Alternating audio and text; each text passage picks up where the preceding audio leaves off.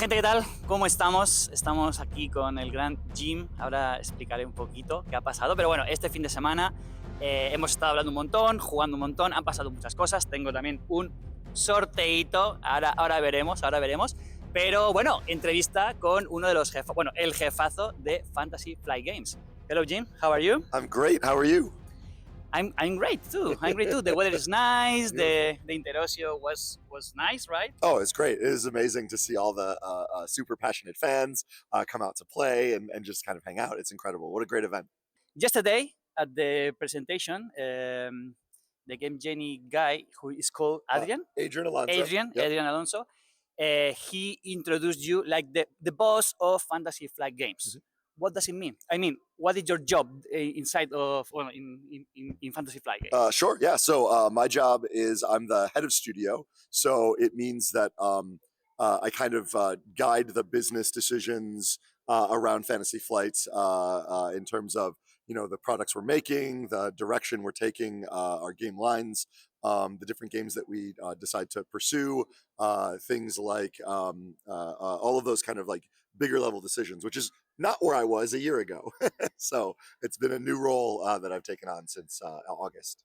Okay, and what about Star Wars Unlimited? So definitely more of the big things nowadays. So we have inside the studio, there is a department, a vertical structure in which we have a director for trading card games who started shortly, basically when I took over as head of studio, and then the team of designers, graphic designers, art directors, producers for all the production related things. We have all, because of all the game designers, there's a management team in there that also works alongside the game. The designers, developers, it's a big structure of a lot of people that we're growing. But it is I am less in the day-to-day operations of Star Wars Unlimited. I'm there to kind of make sure that I can champion all the ideas upward and make sure that if there's any roadblocks or anything that's stopping us to move forward, I'm there to help with that. Okay, and you are traveling a lot, right? I am traveling a lot, yes. As a representative of the studio, I kind of also then become a little bit of the face of the studio. And so, I try to be on site at events, to see our fans, to, talk to people, and get just a sense of local communities and, what they think of Fantasy Flight, Star Wars Unlimited. Okay, it's a lot of travel. And this is your third time in Spain? This is my third time in Spain. Third time in Spain. Okay. Yes. How do you feel about the Spanish community? How do you think about the Spanish community of the Fantasy Flight game? Well, Star Wars Unlimited game. Sure. Yeah. I mean, I will say we actually talk about the Spanish community specifically quite a bit, to be honest. Yeah. The level of passion and dedication to the game.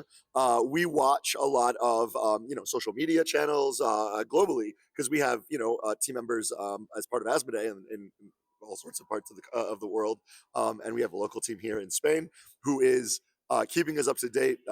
It's incredible to see how excited the Spanish players are for Unlimited. Right? It's really, really humbling to just see it live and to talk with fans like you, and members of the community. So we love the Spanish community, and we talk about it quite often. Okay, that's nice. And also, we are a community that travel a lot because you said yesterday that there were 100 Spanish people in Milano. In Milano, there were over 100 Spanish players out of the 500. So basically, a fifth of the player base in Italy was Spanish Incredible. community. Yeah. It's great. Y tenemos que seguir viajando y llegando a los sectores y ganándolos. I think that we have to travel, but also win that tournaments. Very much so. Yeah, that's right. I do expect to see a lot of Spanish players at the Galactic Championship in July. I'm pretty sure. Amazing. Yeah. You said that you kind of the face of the company, but you are also the arm of the company because in Spain we know you because of sometimes when someone gets a tattoo is because something is really important. Yesterday you told me that you expect that this game lasts forever. That's yes. That is absolutely the way that not just me personally, but also the way that Fantasy Flight, that Asmodee think about this game is this is a forever game. that we will continue to support and grow. And it's never going to be in our minds. It's not about when we'll, oh, something isn't going perfect. Do we cancel it? The approach is something isn't going perfect. How do we fix it? How do we build stronger communities? How do we improve what we're doing from organized play or from products or from design? All of those things. For me, it is the tattoo part though is very very personal. So I've been a Star Wars card game player since the '90s. I'm a huge Star Wars fan. Anyone who's seen me anywhere, I promise, has never seen me outside of, if you've seen me out in the community, you've never not seen me in a Star Wars shirt. I'm just a huge fan my whole life. And I was to be able to be a part of, the design team alongside, some of our great designers who work on this game, to bring a Star Wars card game to life. I do so also. I don't talk about it a lot, but my wife works with the Asmodee team, Okay. and we were able to go when we went to go pitch this game to Lucasfilm. We were able to go together and do that Oh together, wow. and so it is a very personal Wow, that's nice. experience. So Yeah. it doesn't matter, all the business case reasons, all the things that I very much from a head of studio or from someone who worked on the game want to see its success. It also is deeply personal to our history and my life and things like that. Okay, that's nice. That's nice. We talked about this yesterday, right? I think that a lot of new people in TCG games starts with Star Wars Unlimited. So for a lot of people, the rotation system, like how this card is not available in the future. Okay, Yeah. so when you start to plan about the rotation, and also what is your plan for the competitive side of the Eternal format? Sure. Yeah. So I'll start with the first part of the Yeah. question, which is rotation was something that Danny talked about from literally day one in Okay. R&D. We discussed how long we would want to do rotation from the beginning, and the design of the sets from then on, and everything we've done. Again, we're usually working a year and a half, 2 years out in terms of content, was always designed knowing when our rotation moments were going to happen. And so there's also, we've already seen in some cases the way we bring and reprint cards, not just through like fixed products like the starters, but also through the content in actual sets, right? That have now can come along and like change alongside rotation. So if there is a staple card, if the design team has make sure that they need certain cards they want to see kind of work into the post rotation meta, they have that tool available to them to reprint those staples and make sure that they're in future sets to support it. That's part of the reason why we wanted to do reprints so early, like right away, right? Set 2 immediately had reprints, was to kind of get in people into the understanding and the habit that this gives us a tool in rotation Okay. to bring those cards back as needed for the balance and meta of the game. Okay. Perfect. Perfect. And then for the Eternal? second, Yeah. for the second part of it is, one of the things about this is, again, Eternal was planned from day one, right? If you're gonna do a rotation, you have to do a Yeah. format that uses everything, right? And so, because and we have a team now. So again, I we haven't talked a ton about it publicly, but like we had a team of 3 designers total in the first, with the first year's worth of content Wow. for Only the 3. game. Only 3, the whole Okay. game for there, and it wasn't just the first 3 sets, and then when we started set 4, we had more. Okay. It was they were working simultaneously on 1, 2, 3, 4, 5, and parts of 6 in some form, Wow. and trying to balance and manage and handle all of that. Okay. And it's when we started to have conversation about how can we build support, and this was all again before the game had ever released.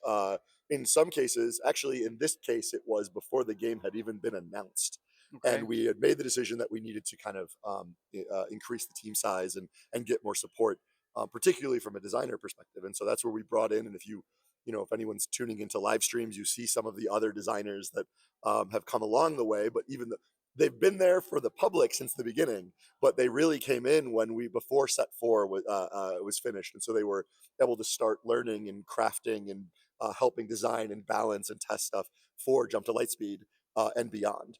And that team then now is, or at that point, became a team of 7. Okay. And they kind of structured a little bit differently. Now that team is up to 12, not just designers, but dedicated developers for testing Okay. and balancing. Okay. And part of that is because we know that we have additional formats that need to be considered, but at the same time, that balancing of Eternal, right? Because again, it's really the first 2, the first 2 years are exactly what they are, and then you have to start worrying after, Yeah. starting with I can only say set 7. I was gonna. I've been working so hard to use set names instead of set numbers. But in this case, I can't say set 7's name. So that was close. You almost got me. So close. Exclusive. No, hey. So the team is aware of Eternal format. We want to be able to, have competitive events for Eternal format. Okay. Have an organized play that supports Eternal format. That's important. We wouldn't just to say you can do it doesn't really feel like we're supporting the TCG community or the market or the expectation. So when we made the decision to say, well, we're going to do an Eternal format, just like with Twin Suns, we will start to expand what our format support and structure is as we get further along. Right? Obviously, we can't. Everything is Eternals and Premiere simultaneously Okay. until we get to set 7. Right? But can we expect like big tournaments for Eternal for Twin Suns? I think that you will see us when we start talking about where we are in season. Well, season 1 won't work necessarily so well, but you will start to see us expand tournament structures and big events for more than just Premiere. I'm going to say it that way. Okay. I like it.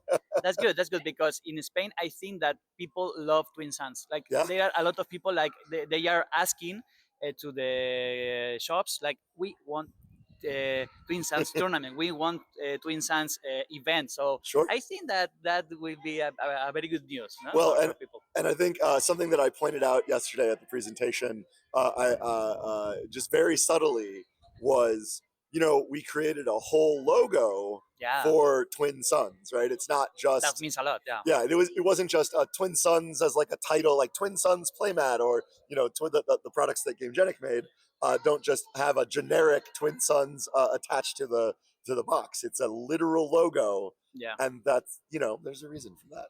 Okay. Yeah.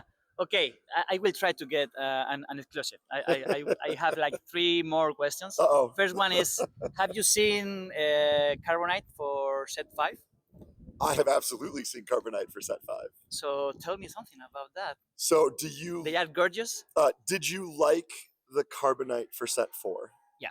Is it gorgeous? Yeah. So the design team, the graphic design team, specifically with set 5, kind of said, all right, we did something really cool. We're really excited about it. They put their heart and soul into that, and then said, how can I take this to a completely another level? Oh my God. New level? But here's the thing, and it's actually funny because I was like, whoa, this is amazing. But now I like, how do you go next up? And they continue to do, keep in mind, but they didn't just go up like a level. They went like 3 levels up with set 5. Sorry, with Legends of the Force. See, I'm going to say the name, but Legends of the Force. But the stuff that they did for Legends of the Force is just mind-blowing, and I cannot wait until we can start showing it off. But the price is still the same? Yes. This is Carbonite. So in the way that we talked, so year 1, foundation building. Yeah. So we had, of course, boosters. That's the most important part. We had the 2-player starters, and we had the pre-release boxes, and that's it. Keep it simple. Foundation building, and we also did it where we did all 3 kind of main eras of Star Wars content, right? So we had our original trilogy, we had our more Disney and Disney Mandoverse, and the sequel trilogy stuff in Shadows of the Galaxy, and then Twilight of the Republic, of course, the prequel series.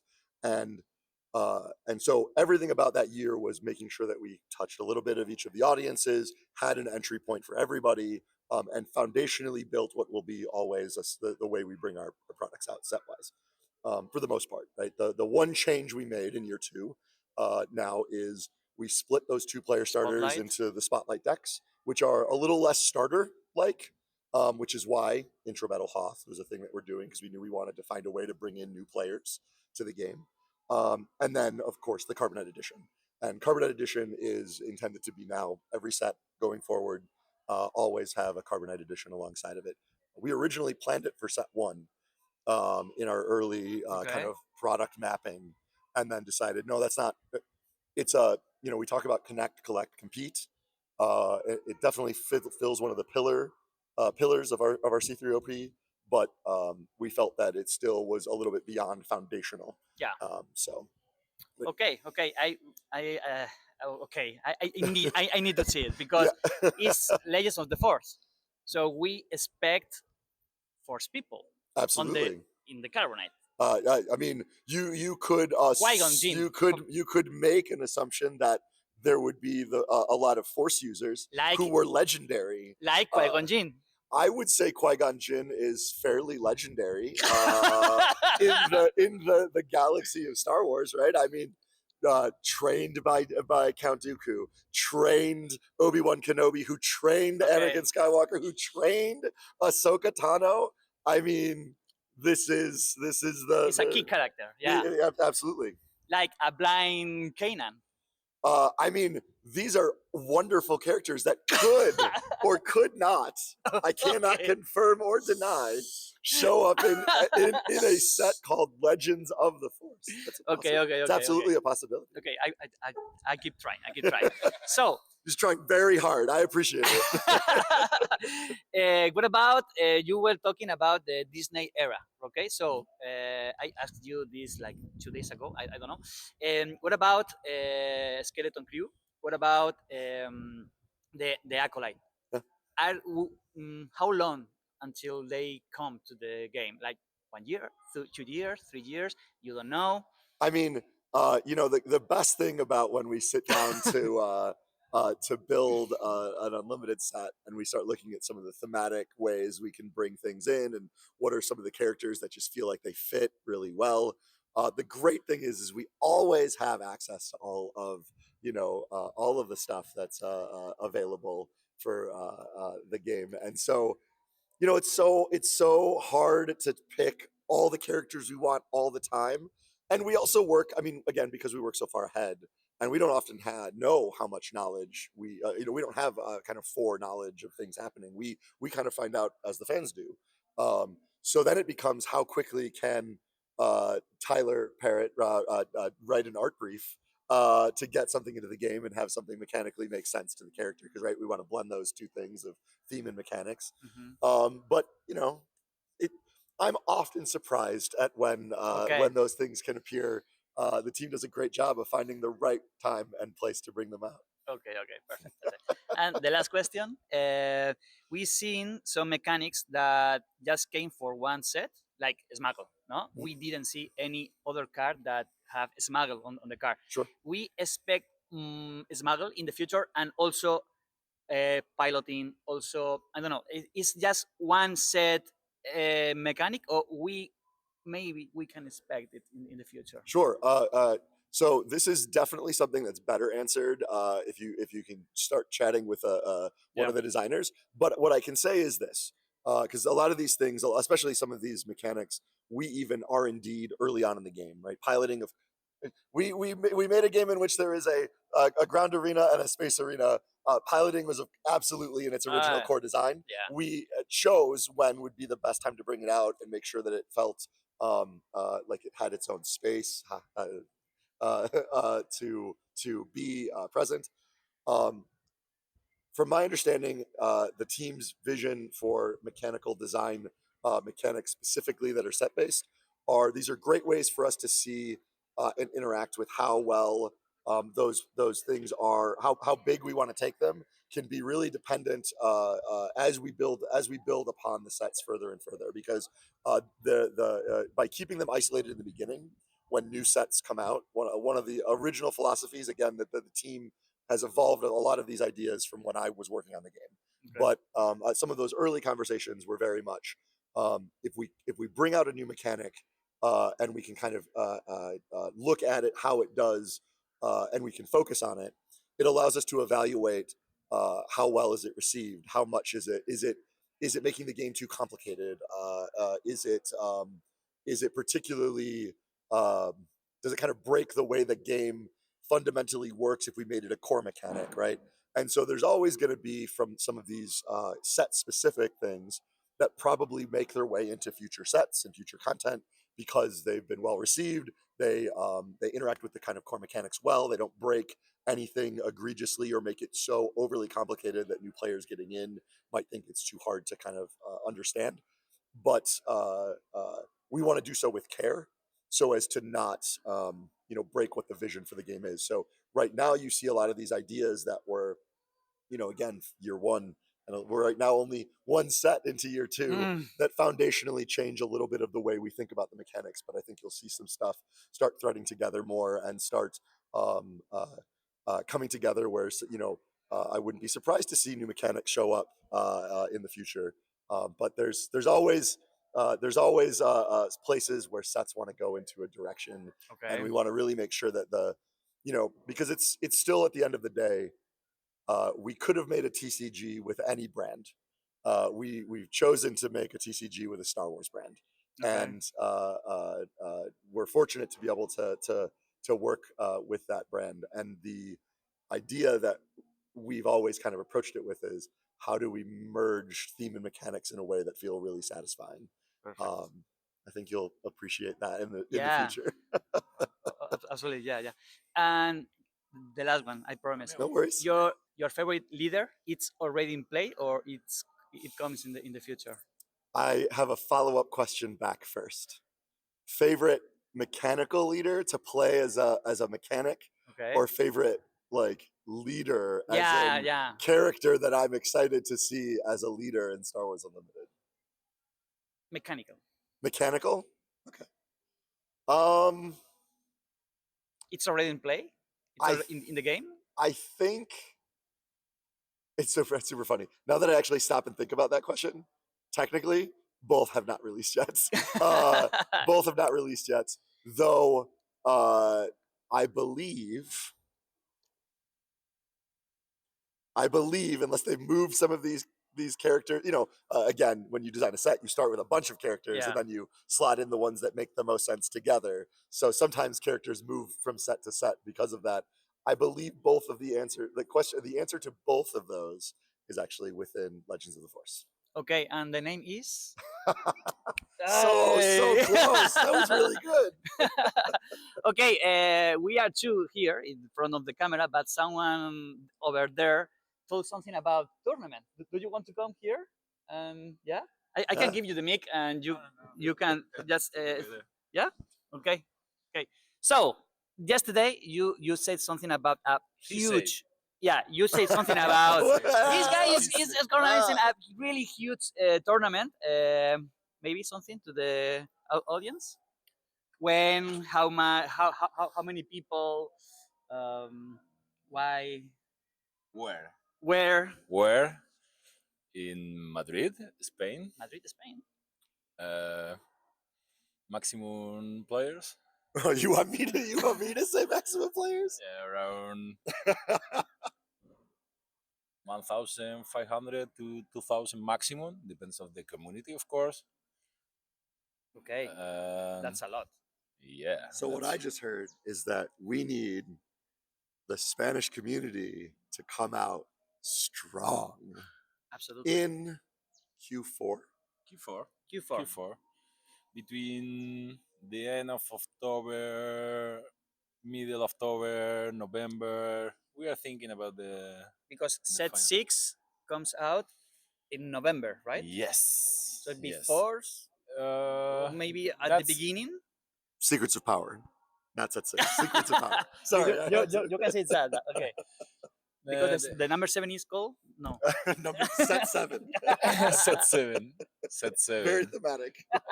SWHS 07. This is the SKU. Yeah, we are working on that seriously, and depends what we want, because sometimes if you organize these kind of tournaments, you prefer an environment, a very good environment, not not only random with less than 1 week to prepare. So if the people want to come, that is probably that they want. Uh, we have two options, and maybe I am speaking too much. That I love it. I love when people speak Oh, too you much. got somebody. At least. that we organized the last tournament of one set, because Okay. it's played a lot. The people know how to play. What is my favorite deck? I made that out of playtester and every playtesting and everything. And the prices could be for the new expansion. That could be Oh, very yeah, nice, that's very nice. that's really nice. And the side events draft of the new expansion maybe, Mm. or wait Oh. 2 weeks and allow the people to play with the new cards. But Oh. that's hard, because that means only 1 week to play test, and the problem is not the play testing, because with the spoilers and everything, Yeah. the players know more than us sometimes, not me, not him. But the idea is that sometimes they have no time to have all the cards, so we are thinking in these two kind of possibilities. But What kind of tournament? the solution is really easy. We need 2 tournaments. No, no, no. We need 2 lives. 2 lives. No, but it's sure that probably is 2-3 days. We are working on that, and full of side events like GenCon, like Galactic. Not only the main event, because I know that the future of Star Wars Unlimited is the side events, the community, not only the main winner of the huge event ever. That's the way we are working on the name. Unless it could be a European or whatever, but we are working on the decision. We have important meetings in the next few weeks. This is one of the reasons that Jim is here, speak face to face, and say the things. But we will see. When can we expect the date? Like the people, when are we gonna know the date? That is a very hard question, but we can promise them that before the end of May, because if it is this kind of tournament, We need preparation. we need yeah. at least 3-4 months to prepare everything. So we know that the logistics sometimes is hard. Madrid is the place, so you have a lot of places to be and a lot of Connection, connection, yeah. flights. So it's important. We want the American players, a few American players, United Kingdom. So all the players are welcome for sure. And But Spanish people, we start with 3 points. yeah, the tournament, yeah, right? yeah. We play it home, so Yeah. But yeah, this is one of Perfect. the So, surprise. end of May. Yeah, probably. Probably. Yeah, Okay. because we are depending of three different point of view. Okay, the organizer, the company, and Asmodee Fantasy Flight, and the organizer is something that if we want to make something big, we need a big preparation and a big work, and we are ready. I'm already testing for that tournament. Yeah. Perfect. Okay, so the last thing is we play a game. We did. We did. Queenland, I don't know why, but Queenland defeat Luke Skywalker. So I won a box that is gonna be for you. Okay, so I gonna split the box in six. In six, yeah. So 6 of you can win some boosters from the box. Okay. Also, I have a Grogu event Grogu. Okay, signed for by you. Yep. Preposition in English are so really hard. Okay, so You're doing also, well, thank you. So there is also this Grogu for raffle. For Yes, raffle, raffle, yeah, for yeah, raffle. we I, did, I learned that word today. So in the description of this video, there will be all the info to get all these things. So thank you so much, and thank you so much for being here and Oh. being here in Spain, in Puente Tres, in interocio. Yeah. Thank you for having me. Thank you for the interview, and thank you for all the support for Star Wars Unlimited. We very much appreciate it. Thank you. Thank you. Bye, gente. Chao, chao.